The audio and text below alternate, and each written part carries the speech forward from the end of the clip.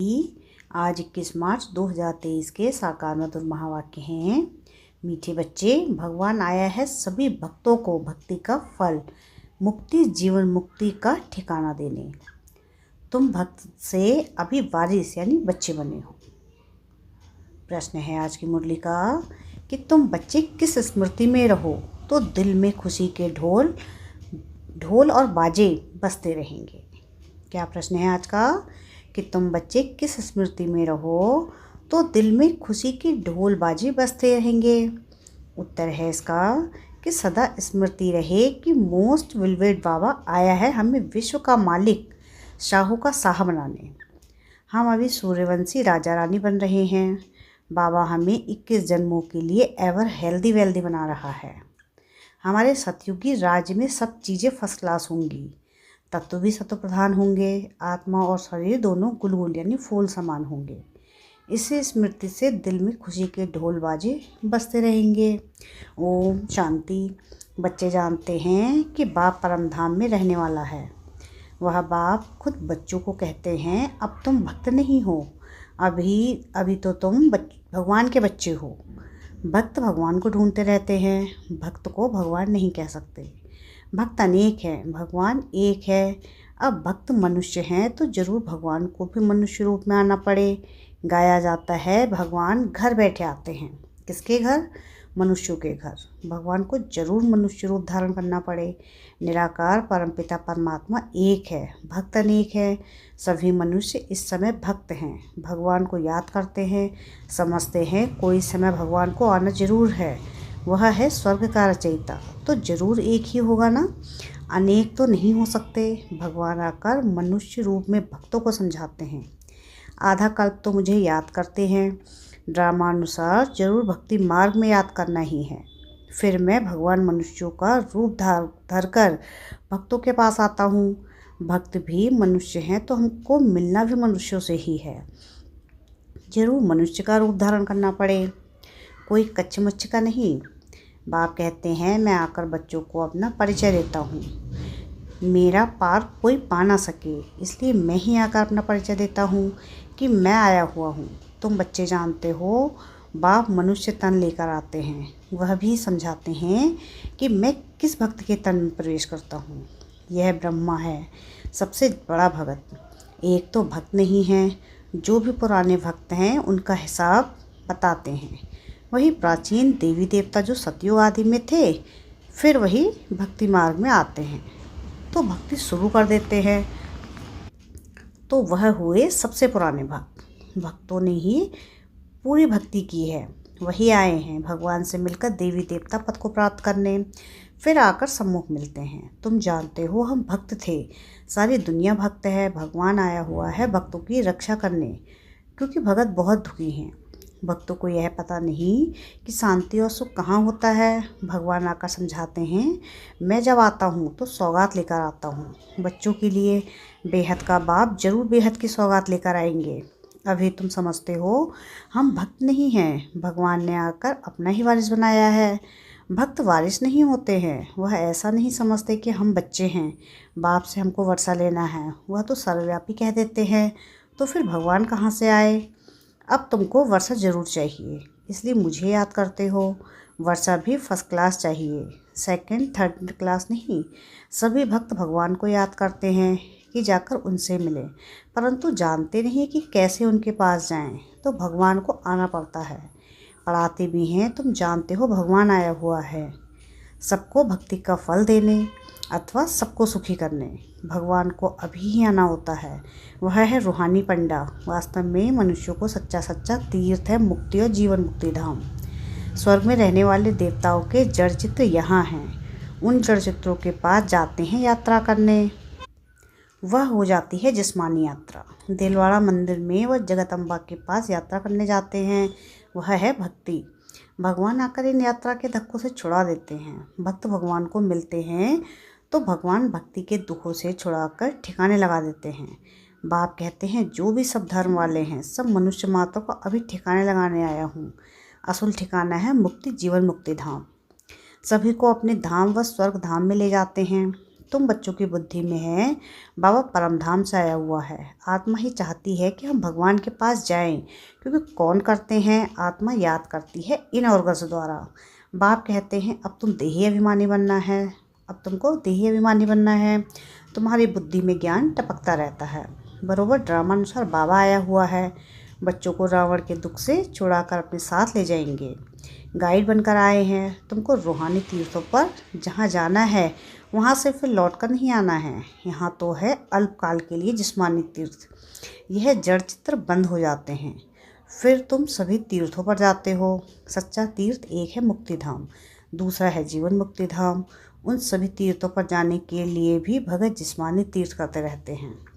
बरोबर जिस्मानी तीर्थ जन्म जन्मांतर करने के बाद फिर उनसे छूट कर हम रूहानी तीर्थों पर चले जाएंगे। फिर यहाँ मृत्यु लोक में आना ही नहीं है।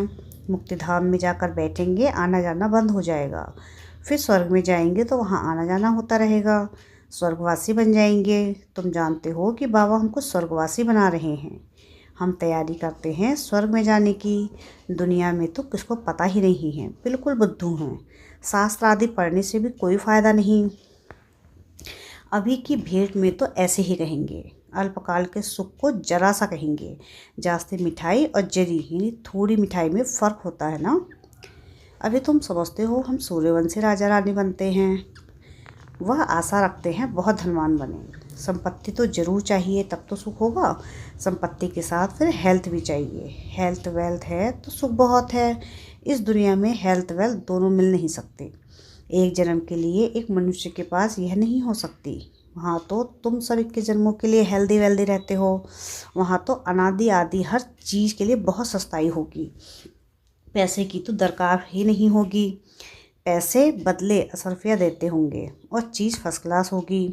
तत्व भी सत्व प्रधान बन जाते हैं तो उनसे माल भी बहुत अच्छे बनते होंगे। खाने आदि में कितना मज़ा आता होगा।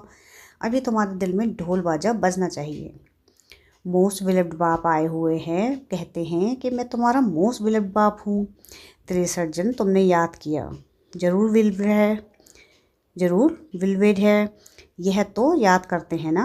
मनुष्यों को तो कुछ भी पता नहीं। बाबा हमको साहू का साहा यानी स्वर्ग का मालिक, विश्व का मालिक बनाते हैं। देवी देवता विश्व के मालिक है ना, परंतु उन पर भी झूठे कलंक छोटेपन से ही लगा दिए गए हैं। कितनी झूठी बातें बता दी हैं। माया बिल्कुल ही 100% नॉनसेंस बुद्धि बना देती है। यह भी ड्रामा का खेल है। तो अब मोस्ट बिलीव्ड बाप कहते हैं मुझे पूरा याद करो तो तुम्हारे पूरे विकर्म विनाश होंगे। गुलगुल यानी फूल बनो। आत्मा गुलगुल होगी तो शरीर भी ऐसा अच्छा मिलेगा। त्वमेव माता च पिता, यह किसकी महिमा है। कुत्ते बिल्ली सब में ईश्वर है तो क्या उनको कहेंगे माता पिता। मनुष्यों की बुद्धि क्या बन पड़ी है। भपका कितना दिखाते हैं। इसको कहा जाता है माया का पंप। रावण के राज्य में मनुष्यों को नशा कितना है, जानते कुछ भी नहीं। तुम्हारे में तो अच्छे ज्ञान की धारणा करने वाले हैं, उन्हों को नशा चढ़ता है। ज्ञान की धारणा नहीं तो सूरत भल मनुष्य की हो, परंतु सीरत बंदर की है। तुम बच्चे अब समझते हो। हम श्रीमत पर चल भारत के मनुष्य मात्र को श्रेष्ठ दैवीय गुण बनाते हैं, अर्थात हम भारत को स्वर्ग देवी देवता राज्य बनाते हैं। जिसको यह नशा होगा वही ऐसा बोलेंगे। कहीं भी भाषण करो तो बोलो हम श्री अर्थात श्रेष्ठ मत पर चल रहे हैं। भगवान है ज्ञान का सागर, आनंद का सागर, हम उनकी मत पर चल रहे हैं। यादव और कौरव दोनों हैं रावण की मत पर, और हम पांडव है भगवान की श्रीमत पर। जीत भी हमारी है। श्री कृष्ण कोई स्वर्ग स्थापन नहीं करते हैं, भगवान बाप की स्थापना करते हैं।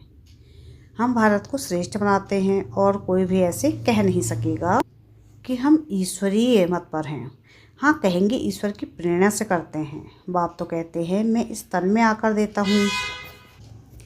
इसमें प्रेरणा की तो बात ही नहीं। तो पहले निराकार की महिमा करनी चाहिए। वह मनुष्य सृष्टि का बीज रूप है, ज्ञान का सागर, सुख का सागर है।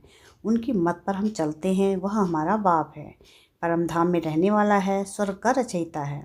जो जानता होगा वही महिमा करेगा। सारे सृष्टि को पावन बनाने वाला तो एक ही होना चाहिए, अनेक थोड़े ही होने चाहिए। तो सिवाय हमारे बाकी सब है रावण की मत। हम श्रीमत से भारत को फिर से दैवीय राजस्थान बना रहे हैं। यह अनेक धर्म सभी विनाश होने हैं। हम जो वीके हैं, हम सभी ने यह प्रैक्टिकल अनुभव किया हुआ है। हम प्रजापिता ब्रह्मा के बच्चे हैं। तो तुम भी, परंतु हम प्रैक्टिकल में अब हैं। फिर भक्ति मार्ग में गाया जाएगा, परमपिता परमात्मा ने ब्रह्मा द्वारा मनुष्य सृष्टि रची। वह समझते हैं शायद फट से देवता बन गए, परंतु नहीं, ब्रह्मा द्वारा पहले ब्राह्मण रचे गए, फिर वर्णों में ले जाना चाहिए। कहानियाँ सुनाने व ड्रामा आदि से कोई फ़ायदा नहीं, एकदम बाप की शिक्षा बतानी चाहिए। बाप हमको क्या कहते हैं? हे मीठे बच्चे, हे आत्माएं, सारी सभा में कहना चाहिए, हम श्रीमत पर चल रहे हैं देवता बनने के लिए। वह हमको राजयोग सिखाते हैं। गीता का भगवान भी वह निराकार ही है, साकार में आते हैं। प्रजापिता ब्रह्मा के मुख से यह ब्राह्मण ब्राह्मणियाँ निकलते हैं। हम वीके हैं, परमपिता परमात्मा ने हमको ब्रह्म मुख से रचा है। हम शिव बाबा के पोत्रे हैं। वीके का परिचय देना चाहिए। तुम भी आत्माएं शिव के पोत्रे, प्रजापिता ब्रह्मा के बच्चे हो। अभी फिर से यह नई रचना हो रही है, ऐसे समझना चाहिए। जो समझे बरोबर, हम भी शिव के पोत्रे, ब्रह्मा के बच्चे हैं। हम उनके बने हैं, इसलिए हमारा नाम है ब्रह्मा कुमार, ब्रह्मा कुमारियाँ। कल पहले यह ब्राह्मण से देवता, फिर क्षत्रिय, वैश्य, शूद्र बने थे, अब फिर ब्राह्मण बने हैं। ऐसे ऐसे अच्छी रीति चक्र का राज बुद्धि में बिठाना चाहिए। पहले तो बाप का पूरा परिचय देना चाहिए। बाप ने हमको सुनाया है, हम फिर तुमको सुनाते हैं। यह ड्रामा का चक्र कैसे फिरता है, चक्रवर्ती राजा कैसे बनना होता है, यह नॉलेज है। इसमें कोई होशियार पवार नहीं है। वर्ल्ड की हिस्ट्री ज्योग्राफी को तो जरूर मनुष्य ही जानेंगे ना। मनुष्य सृष्टि का चक्र कैसे फिरता है, यह तो जरूर जानना चाहिए। हम बाप से सुनते हैं तो चक्रवर्ती राजा बनते हैं। हमको भी बेहद के बाप से सुख लेना है, तो पुरुषार्थ करो। बेहद का बाप है ही स्वर्ग का रचयिता, उनसे बेहद का सुख मिलता है, तो क्यों नहीं बेहद के बाप को याद करना चाहिए। लौकिक बाप के वर्षे से राजी नहीं होते। हम बेहद के बाप से 21 जन्म सुख पाते हैं। बाकी तो सब है भक्ति मार्ग की सामग्री। तुम कहते हो शास्त्र आदि अनादि हैं, परंतु यह सब होते हुए भी अब तो कलयुग आकर हुआ है। दुनिया पतित बनती जाती है, फ़ायदा तो कुछ भी नहीं हुआ है। अभी ये बाप खुद आए हैं, हम उनके पोत्रे, ब्रह्मा के बच्चे, ब्राह्मण हैं। वास्तव में तो वह तुम्हारा ही बाप है। ऐसे ऐसे अच्छी तरह से समझाओ तो वह भी पानी हो जाए, यानी पिघल जाए। अच्छा, मीठे मीठे सिकलधे बच्चों प्रति माता पिता बाप दादा का याद प्यार और गुड मॉर्निंग। रूहानी बाप की रूहानी बच्चों को नमस्ते। हम रूहानी बच्चों की रूहानी बाप दादा को याद प्यार, गुड मॉर्निंग और नमस्ते। शुक्रिया प्यारे बाबा, शुक्रिया। धारणा के लिए मुख्य सार है। पहली पॉइंट है कि रूहानी यात्रा पर तत्पर रहे। याद से आत्मा और शरीर दोनों को गुलगुल यानी फूल समान बनाना है, विकर्म विनाश करने हैं। हम डायरेक्ट ईश्वर की मत पर भारत को श्रेष्ठ मानव मात्र को दैवीय गुणधारी बनाने की सेवा के निमित्त हैं, इस स्मृति में रहना है। वरदान है आज का कि सूर्यमुखी पुष्प के समान ज्ञान सूर्य के प्रकाश से चमकने वाले, सदा सम्मुख और समीप भाव। जैसे सूर्यमुखी पुष्प सदा सूर्य के प्रकाश से घिरा हुआ रहता है, उसका मुख सूर्य की तरफ होता है, पंखुड़ियाँ सूर्य की किरणों के समान सर्किल में होती हैं। ऐसे जो बच्चे सदा ज्ञान सूर्य के समीप और सम्मुख रहते हैं, कभी दूर नहीं होते। वे सूर्यमुखी पुष्प के समान ज्ञान सूर्य के प्रकाश से स्वयं भी चमकते और दूसरों को भी चमकाते हैं। स्लोगन है आज की मुरली का कि सदा हिम्मतवान बनो और सर्व को हिम्मत दिलाओ तो परमात्मा मदद मिलती रहेगी। क्या है स्लोगन आज का? कि सदा हिम्मतवान बनो और सर्व को हिम्मत दिलाओ तो परमात्मा मदद मिलती रहेगी। अच्छा, ओम शांति।